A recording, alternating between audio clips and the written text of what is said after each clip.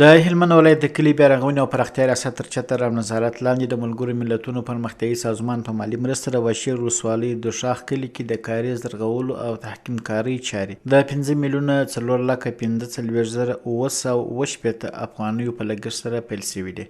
د هلمند ولایت مقام ویان مولوي محمد قاسم ریاض وایي په یاده پروژه کې د سیلابونو د اوبو د راتلو څخه د کاریز د تخریب مخنیوي په موخه د مانده په مسیر کې 200 متره محافظوي دیوال جوړول او د دیشو څاګانو خولې په پاخه ډول رغول شامل دي.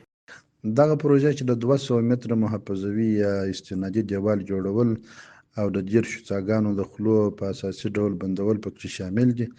د ولایت مقام او کلي بیا رغونې پراختیا ریاست په ګډه همکارۍ او د ملګرو ملتونو د پرمختیایي سازمان په مالي مرسته ترسره کیږي. سلګونو خلکو ته به پکې د کار زمینه برابره او د کاریزونو د تخریب مخه به ونیول شي.